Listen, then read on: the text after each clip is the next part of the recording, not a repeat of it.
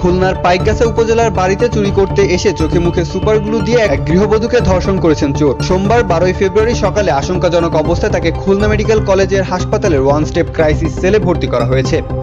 পাইকগাছার রারলি গ্রামের রোববার 11 ফেব্রুয়ারি দিবাগত রাত 3টা থেকে 4টার মধ্যে ঘটে এমন ঘটনা। ভুক্তভোগীর পরিবার সূত্রে জানা যায়, রোববার রাতে কে বা কারা মই দিয়ে ছাদে প্রবেশ করে সিঁড়ির দরজা শাবল দিয়ে ভেঙে গৃহবধূর বেডরুমে ঢোকেন। ওই গৃহবধূর স্বামী ব্যবসার কাজে বাইরে থাকায় তিনি একাই বাড়িতে ছিলেন। গৃহবধূকে হাত পা বেঁধে চোখে সুপারগ্লু আঠা লাগিয়ে মুখে টেপ লাগিয়ে রেখে জোরপূর্বক ধর্ষণ করেন এবং শরীরে বিভিন্ন জায়গায় আঘাত করেন।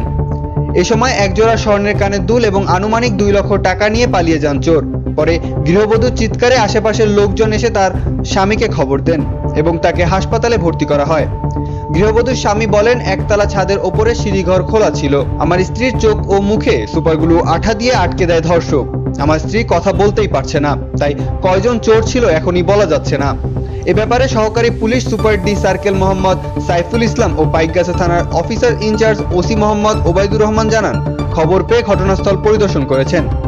পাইকগাছা থানার ভারপ্রাপ্ত কর্মকর্তা ওসি ওবায়দুর রহমান বলেন, গৃহবধূকে হাত পা বাঁধা অবস্থায় পাওয়া গিয়েছে। ধর্ষণ হয়েছেন কিনা বা সুপারগ্লু দিয়েছে কিনা এখনই বলা যাচ্ছে না। আমরা ঘটনাস্থল পরিদর্শন করেছি। বিষয়টি নিয়ে উচ্চ পর্যায়ে তদন্ত শুরু হয়েছে। মিনহাজুর রহমান, প্রহর টেলিভিশন।